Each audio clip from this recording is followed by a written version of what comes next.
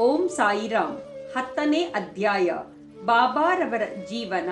ಅವರು ಮಲಗುತ್ತಿದ್ದ ಹಲಿಗೆ, ಶಿರಡಿಯಲ್ಲಿ ಅವರು ನೆಲೆಸಿದುದು, ಉಪದೇಶಗಳು, ಅವರ ನಮ್ರತೆ, ಸುಗಮ ದಾರಿ. ಯಾರು ತಮ್ಮ ಜೀವಿತವನ್ನು ಪರರ ಶ್ರೇಯಸ್ಸಿಗೆ ಮುಡುಪಾಗಿಟ್ಟಿದ್ದರೋ ಅಂತಹ ಶ್ರೀ ಸಾಯಿಬಾಬಾರವರನ್ನು ನೀವು ಯಾವಾಗಲೂ ಧ್ಯಾನಿಸಿರಿ. ಅವರನ್ನು ಧ್ಯಾನಿಸುವುದರಿಂದ ಜನನ ಮರಣವೆಂಬ ಭವಸಾಗರವನ್ನು ದಾಟಬಹುದು. ಇದೊಂದೇ ಸುಲಭವಾದ ಸಾಧನೆ. ನಮ್ಮ ಮನಸ್ಸು ನೆಮ್ಮದಿಯಾಗಿರಲು ಪ್ರತಿಕ್ಷಣವೂ ಈ ಸಾಧನೆಯನ್ನು ಅಭ್ಯಾಸ ಮಾಡಬೇಕು. ಇತರ ದೇವತೆಗಳೆಲ್ಲ ಬರೀ ಭ್ರಮೆ. ಗುರು ಒಬ್ಬನೇ ದೇವರು. ನಾವು ನಮ್ಮ ಸದ್ಗುರುವಿನಲ್ಲಿ ಅಚಲ ನಂಬಿಕೆ ಇಟ್ಟಿದ್ದಾದರೆ ಅವರು ನಮ್ಮ ಅದೃಷ್ಟ ಒಳ್ಳೆಯದಾಗಿ ಮಾರ್ಪಡಿಸಬಹುದು.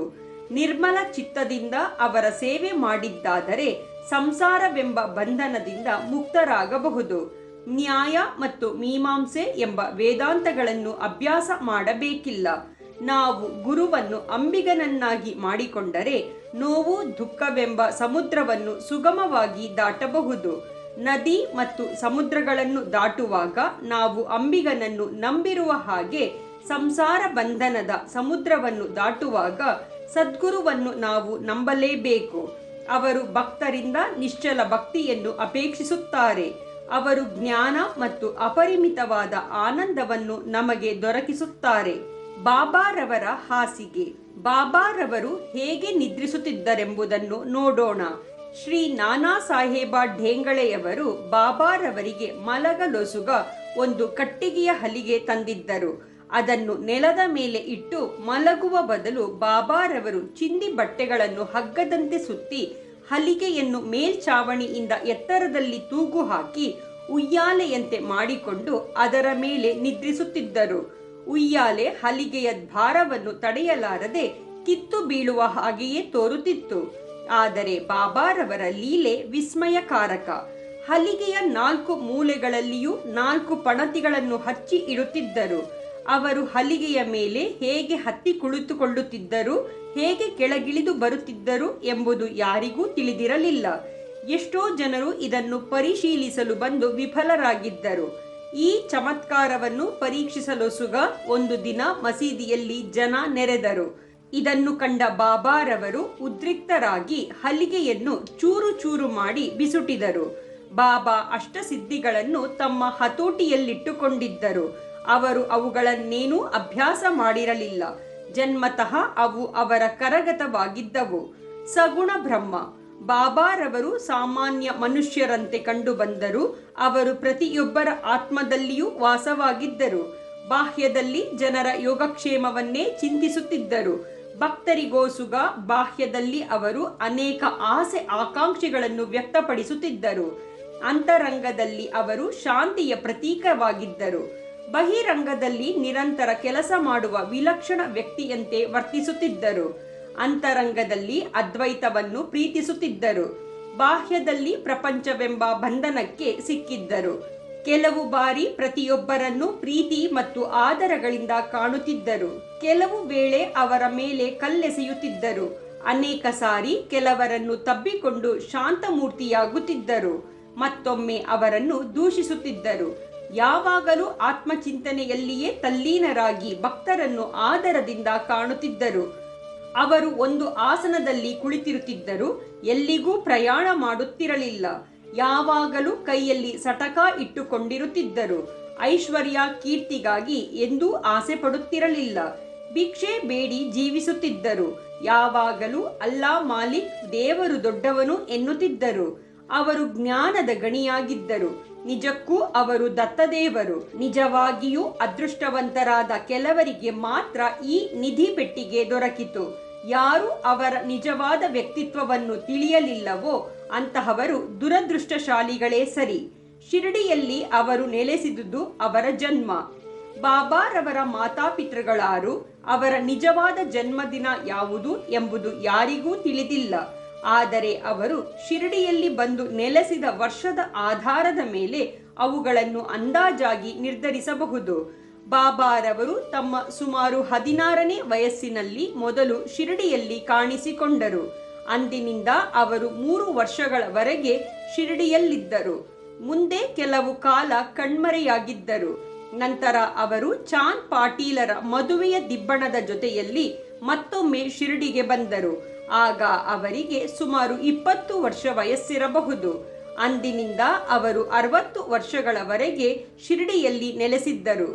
ಬಾಬಾ 1918ರಲ್ಲಿ ಸಮಾಧಿ ಹೊಂದಿದರು. ಇದರಿಂದ ಬಾಬಾರವರು ಸುಮಾರು 1838ರಲ್ಲಿ ಜನಿಸಿದರು ಎಂದು ನಾವು ಹೇಳಬಹುದು. ಬಾಬಾರವರ ಉಪದೇಶಗಳು 17ನೆಯ ಶತಮಾನದಲ್ಲಿ, ಅಂದರೆ 1608ರಿಂದ 1681ರ ತನಕ ಬಾಳಿ ಬದುಕಿದ ಸಂತ ರಾಮದಾಸರು ಗೋವು ಮತ್ತು ಬ್ರಾಹ್ಮಣರನ್ನು ಯವನರ ದೌರ್ಜನ್ಯದಿಂದ ಪಾರು ಮಾಡಿ ಜೀವನದ ಗುರಿಯನ್ನು ಸಾಧಿಸಿದರು. ನಂತರ ಮುಂದಿನ 2 ಶತಮಾನಗಳಲ್ಲಿ ಹಿಂದೂ ಮತ್ತು ಮುಸ್ಲಿಂ ಜಾತಿಯ ಕಲಹಗಳು ಪುನಃ ತಲೆ ಎತ್ತಿದವು.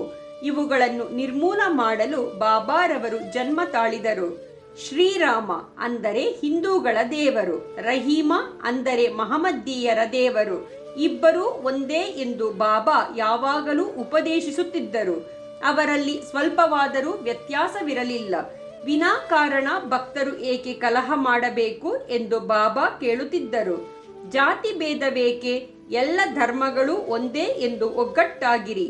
ರಾಷ್ಟ್ರದ ಐಕ್ಯಮತವನ್ನು ಸಾಧಿಸಿರಿ. ತಾರತಮ್ಯ ಮಾಡಿ ವಾದಿಸುವುದರಿಂದ ಫಲವೇನು? ನಿಮ್ಮ ಯೋಗಕ್ಷೇಮ ನೋಡಿಕೊಳ್ಳಿರಿ. ದೇವರು ನಿಮ್ಮನ್ನು ಕಾಪಾಡುತ್ತಾನೆ. ಯೋಗ, ಯಾಗ, ತಪಸ್ಸು ಮತ್ತು ಜ್ಞಾನ ಇವು ಪರಮಾತ್ಮನನ್ನು ಸೇರುವ ಸಾಧನಗಳು. ಇವುಗಳಲ್ಲಿ ಯಾವುದಾದರೊಂದನ್ನು ನೀವು ಸಾಧಿಸದಿದ್ದರೆ ನಿಮ್ಮ ಜನ್ಮ ನಿಸ್ಸಾರ್ಥಕ. ಯಾರಾದರೂ ನಿಮಗೆ ಅಹಿತ ಮಾಡಿದರೆ ತಿರುಗಿ ಅಹಿತ ಮಾಡಲು ಹೋಗಬೇಡಿ. ಬೇರೆಯವರಿಗೆ ಏನಾದರೂ ನಿಮಗೆ ಮಾಡಬೇಕೆಂದೆನಿಸಿದರೆ ಒಳ್ಳೆಯದನ್ನು ಮಾಡಿ ಎಂದು ಸಾಯಿಬಾಬಾ ಹೇಳುತ್ತಿದ್ದರು. ಸಂಕ್ಷಿಪ್ತವಾಗಿ ಇದು ಬಾಬಾ ಅವರ ಉಪದೇಶ. ಅದು ಭೌತಿಕ ಮತ್ತು ಆಧ್ಯಾತ್ಮಿಕ ವಿಷಯಗಳಲ್ಲಿ ನಮಗೆ ಸಹಾಯವಾಗುತ್ತದೆ. ಸದ್ಗುರು ಸಾಯಿಬಾಬಾ. ಗುರುಗಳು ಅನೇಕರಿದ್ದಾರೆ. ಕೆಲವರು ತಂಬೂರಿ ತಾಳಗಳನ್ನು ಹಿಡಿದುಕೊಂಡು ತಮ್ಮ ಆಧ್ಯಾತ್ಮಿಕತೆಯನ್ನು ತೋರ್ಪಡಿಸುತ್ತಾ ಮನೆ ಮನೆಗೂ ಅಲೆಯುತ್ತಾರೆ. ತಮ್ಮ ಶಿಷ್ಯರಿಗೆ ಮಂತ್ರಗಳನ್ನು ಉಪದೇಶಿಸಿ ಅವರಿಂದ ದ್ರವ್ಯವನ್ನು ಸುಲಿಗೆ ಮಾಡುತ್ತಾರೆ. ಧರ್ಮ ಮತ್ತು ಮತ ಬೋಧಕರೆಂದು ಹೇಳಿಕೊಂಡು ಅವರು ಸ್ವತಃ ನೀತಿ ಬಾಹಿರರು, ಅಧರ್ಮಿಗಳೂ ಆಗಿರುವ ಎಷ್ಟು ಜನರಿಲ್ಲ. ಆದರೆ ಬಾಬಾರವರಲ್ಲಿ ಇಂತಹ ಡಂಬಾಚಾರವಿರಲಿಲ್ಲ. ತಮ್ಮ ಭಕ್ತರಲ್ಲಿ ಅವರಿಗೆ ಅಪರಿಮಿತವಾದ ಪ್ರೀತಿ ಇದ್ದಿತು. ಗುರುಗಳಲ್ಲಿ 2 ವಿಧ, ನಿಯತ್ ಮತ್ತು ಅನಿಯತ್. ಮೊದಲನೆಯವರು ತಮ್ಮ ಉಪದೇಶಗಳಿಂದ ನಮ್ಮಲ್ಲಿ ಒಳ್ಳೆಯ ಗುಣಗಳನ್ನುಂಟು ಮಾಡಿ ನಮ್ಮ ಆತ್ಮವನ್ನು ಶುದ್ಧಿ ಮಾಡಿ ಮುಕ್ತಿ ಮಾರ್ಗದ ಪಥದಲ್ಲಿ ಕೊಂಡೊಯ್ಯುತ್ತಾರೆ. ಎರಡನೆಯವರು ನಮ್ಮಲ್ಲಿ ಕಲಹ ಮತ್ತು ಭೇದ ಭಾವ ಹುಟ್ಟುವಂತೆ ಮಾಡುತ್ತಾರೆ. ಆದರೆ ಯಾವ ಗುರುವು ನಮ್ಮ ಆತ್ಮವನ್ನು ನಮ್ಮಲ್ಲಿ ದೃಢಪಡಿಸಬಲ್ಲನೋ, ಯಾವ ಗುರುವು ಸಂಸಾರ ಸಾಗರದಿಂದ ನಮ್ಮನ್ನು ದಾಟಿಸಬಲ್ಲನೋ ಅವನೇ ಸದ್ಗುರು. ಸಾಯಿಬಾಬಾ ಇಂತಹ ಸದ್ಗುರುಗಳಾಗಿದ್ದರು. ಅವರ ಯೋಗ್ಯತೆ ವರ್ಣನಾತೀತವಾದದ್ದು. ಯಾರಾದರೂ ಅವರ ದರ್ಶನ ಪಡೆಯಲು ಹೋದಾಗ ಅವರು ಸ್ವತಃ ಕೇಳದೆಯೇ ಇದ್ದರೂ ಅವರ ಹಿಂದಿನ ಮತ್ತು ಮುಂದಿನ ಆಗು ಹೋಗುಗಳೆಲ್ಲವನ್ನೂ ಹೇಳುತ್ತಿದ್ದರು. ಸಮಸ್ತ ಜೀವರಾಶಿಗಳಲ್ಲಿಯೂ ಅವರು ದೈವತ್ವವನ್ನು ಕಂಡಿದ್ದರು. ಸ್ನೇಹಿತನಾಗಲಿ ಶತ್ರುವಾಗಲಿ ಅವರಿಗೆ ಇಬ್ಬರೂ ಒಂದೇ. ದುಷ್ಕರ್ಮಿಗಳಲ್ಲಿಯೂ ಅವರು ಪ್ರೀತಿ ತೋರಿಸುತ್ತಿದ್ದರು. ಯಾವುದೂ ಅನುಮಾನಕ್ಕೆ ಅವರಲ್ಲಿ ಆಸ್ಪದವಿರಲಿಲ್ಲ. ದೈಹಿಕವಾಗಿ ಅವರು ವರ್ತಿಸಿದರೂ ಅವರಿಗೆ ನಿಜವಾಗಿಯೂ ದೇಹದ ಸಂಬಂಧ ಇರಲಿಲ್ಲ. ಶ್ರೀ ಸಾಯಿಬಾಬಾ ಅವರನ್ನು ದೇವರೆಂದು ಪೂಜಿಸಿದ ಜನಕೋಟಿಯೇ ಧನ್ಯ. ಊಟ ಮಾಡುವಾಗಲೂ, ಪಾನೀಯಗಳನ್ನು ಸೇವಿಸುವಾಗಲೂ, ಕೆಲಸದಲ್ಲಿ ನಿರತರಾಗಿ ಇರುವಾಗಲೂ ಅನವರತವೂ ಸಾಯಿಬಾಬಾ ಅವರನ್ನು ಸ್ಮರಿಸಿ ಅವರ ಲೀಲೆಗಳನ್ನು ಹಾಡುತ್ತಿದ್ದರು. ಶಿರಡಿಯ ಮಹಿಳೆಯರಿಗೆ ಬಾಬಾರವರೆಂದರೆ ಅನಂತ ಪ್ರೀತಿ. ಬಾಬಾರವರ ಮೇಲೆ ಹಾಡುವುದನ್ನು ರಚಿಸಿ ಅವರು ಇಂಪಾಗಿ ಹಾಡುತ್ತಿದ್ದರು. ಹಾಡುಗಳು ಹೊರಹೊಮ್ಮುವುದು ಬುದ್ಧಿಯಿಂದಲ್ಲ, ಪ್ರೀತಿಯಿಂದ. ನೈಜವಾದ ಹಾಡು ಪ್ರೇಮದ ಪ್ರತೀಕ. ಈ ಜಾನಪದ ಹಾಡುಗಳನ್ನು ಸಂಗ್ರಹಿಸಿ ಸಾಯಿ ಲೀಲಾ ಮಾಸಿಕದಲ್ಲಿ ಅಥವಾ ಒಂದು ಪುಸ್ತಕ ರೂಪದಲ್ಲಿ ಪ್ರಕಟಿಸಬಹುದು. ಬಾಬಾರವರ ನಮ್ರತೆ. ದೇವರಿಗೆ ಷಡ್ಗುಣಗಳಿವೆ ಎಂದು ಹೇಳಲಾಗಿದೆ. ಅವು ಯಾವುವೆಂದರೆ ಕೀರ್ತಿ, ಐಶ್ವರ್ಯ, ವಿರಕ್ತಿ, ಜ್ಞಾನ, ವೈಭವ ಮತ್ತು ಉದಾರತೆ. ಬಾಬಾರವರಲ್ಲಿ ಈ ಗುಣಗಳೆಲ್ಲವೂ ಇದ್ದವು. ಭಕ್ತರಿಗೋಸುಗ ಬಾಬಾ ಅವತಾರ ತಾಳಿದರು. ಭಕ್ತರನ್ನು ತಮ್ಮೆಡೆಗೆ ಆಕರ್ಷಿಸಿದ ಅವರ ಅದ್ವಿತೀಯ ಪ್ರೇಮ ಮತ್ತು ದಯೆ ಅತ್ಯಾಶ್ಚರ್ಯಕರವಾದುದಾಗಿದೆ. ವಾಗ್ದೇವಿಯೂ ಸಹ ಉಚ್ಚರಿಸಲಾಗದಂತಹ ಮಾತುಗಳನ್ನು ಬಾಬಾ ತಮ್ಮ ಭಕ್ತರಿಗೋಸ್ಕರ ಉಚ್ಚರಿಸುತ್ತಿದ್ದರು. ಬಾಬಾ ಒಂದು ಸಾರಿ ಈ ರೀತಿ ಹೇಳಿದರು, ನಾನು ನಿಮಗೆ ಋಣಿ. ನಿಮ್ಮ ದರ್ಶನದಿಂದ ನಾನು ತೃಪ್ತನಾಗಿದ್ದೇನೆ. ನಿಮ್ಮ ಪಾದಗಳನ್ನು ನೋಡಿ ನಾನು ಧನ್ಯನಾದೆ. ಇದೆಂತಹ ನಮ್ರತೆ! ಇದನ್ನು ಪ್ರಕಟಿಸುವುದರಿಂದ ಬಾಬಾರವರಿಗೆ ಅವಮಾನ ಮಾಡಿದಂತೆ ಎಂದು ಕೆಲವರು ಯೋಚಿಸಿದರೆ, ನಾವು ಕ್ಷಮೆ ಕೇಳುತ್ತೇವೆ ಮತ್ತು ಪ್ರಾಯಶ್ಚಿತ ರೂಪವಾಗಿ ಅವರ ನಾಮವನ್ನು ಹಾಡುತ್ತೇವೆ. ಬಾಬಾ ಅವರು ಲೌಕಿಕದಲ್ಲಿ ಎಲ್ಲರಂತೆ ಆಸೆ ಆಕಾಂಕ್ಷೆಗಳನ್ನಿಟ್ಟುಕೊಂಡಿದ್ದರೂ ಸಹ ಅವರಿಗೆ ಅದರಲ್ಲಿ ಅಭಿರುಚಿ ಇರಲಿಲ್ಲ. ಆಹಾರವನ್ನು ಸೇವಿಸುತ್ತಿದ್ದರೂ ಸಹ ಆಹಾರದ ರುಚಿಯ ಕಡೆಗೆ ಗಮನವಿರಲಿಲ್ಲ. ನೋಡುತ್ತಿದ್ದರೂ ಸಹ ಯಾವ ವಿಧವಾದ ಮೋಹ ತೋರಿಸುತ್ತಿರಲಿಲ್ಲ. ಶ್ರೀರಾಮ ಭಕ್ತ ಹನುಮಾನರಂತೆ ಅವರು ಆಜನ್ಮ ಬ್ರಹ್ಮಚಾರಿಗಳಾಗಿದ್ದರು. ಯಾವುದರಲ್ಲಿಯೂ ಸಂಪರ್ಕವಿಟ್ಟುಕೊಂಡಿರಲಿಲ್ಲ. ಶುದ್ಧ ಸ್ಮೃತಿಯುಳ್ಳವರಾಗಿ ಅವರು ಕರುಣಾಮಯಿಗಳು ಮತ್ತು ನಿಸ್ವಾರ್ಥಿಗಳೂ ಆಗಿದ್ದರು. ಇದನ್ನು ಪ್ರತಿಪಾದಿಸುವ ಉದಾಹರಣೆ ಈ ರೀತಿ ಇದೆ. ನಾನಾವಲ್ಲಿ. ಶಿರಡಿಯಲ್ಲಿ ಒಬ್ಬ ವಿಲಕ್ಷಣ ವ್ಯಕ್ತಿಯಾದ ನಾನಾವಲ್ಲಿ ಎಂಬ ಫಕೀರನಿದ್ದನು. ಅವನು ಬಾಬಾರವರ ಚಲನವಲನಗಳನ್ನೇ ವೀಕ್ಷಿಸುತ್ತಿದ್ದನು. ಒಂದು ದಿನ ಅವನು ಬಾಬಾರವರಲ್ಲಿಗೆ ಬಂದು, ನಿಮ್ಮ ಆಸನವನ್ನು ಬಿಟ್ಟೇಳಿರಿ, ನಾನು ಅಲ್ಲಿ ಕುಳಿತುಕೊಳ್ಳುತ್ತೇನೆ ಎಂದನು. ಬಾಬಾರವರು ಕೂಡಲೇ ಎದ್ದು ಆಸನ ಬಿಟ್ಟುಕೊಟ್ಟರು. ನಾನಾವಲ್ಲಿ ಅಲ್ಲಿ ಸ್ವಲ್ಪ ಕಾಲ ಕುಳಿತುಕೊಂಡು ನಂತರ ಎದ್ದು ಬಂದು ಪುನಃ ಬಾಬಾರವರಿಗೆ ಆಸನ ಬಿಟ್ಟುಕೊಟ್ಟನು. ಬಾಬಾರವರು ಆಸನದಲ್ಲಿ ಕುಳಿತುಕೊಂಡ ನಂತರ ನಾನಾವಲ್ಲಿ ಮತ್ತೆ ಅವರ ಪಾದಕ್ಕೆರಗಿ ನಮಸ್ಕರಿಸಿ ಹೊರಟು ಹೋದನು. ಇದರಿಂದ ಬಾಬಾರವರಿಗೆ ಸ್ವಲ್ಪವೂ ಅಸಮಾಧಾನವಾಗಲಿಲ್ಲ. ನಂತರ ನಾನಾವಲ್ಲಿ ಬಾಬಾರವರ ಪರಮ ಭಕ್ತರಾಗಿ ಬಾಬಾರವರು ಮಹಾಸಮಾಧಿ ಹೊಂದಿದ ಸ್ವಲ್ಪ ದಿನಗಳಲ್ಲಿಯೇ ಪರಲೋಕ ಯಾತ್ರೆ ಬೆಳೆಸಿದನು. ಸುಗಮವಾದ ದಾರಿ. ಸಾಧು ಸಂತರ ಕಥೆಗಳನ್ನು ಕೇಳುವುದು ಮತ್ತು ಅವರ ಜೊತೆಯಲ್ಲಿ ವಾಸ ಮಾಡುವುದು.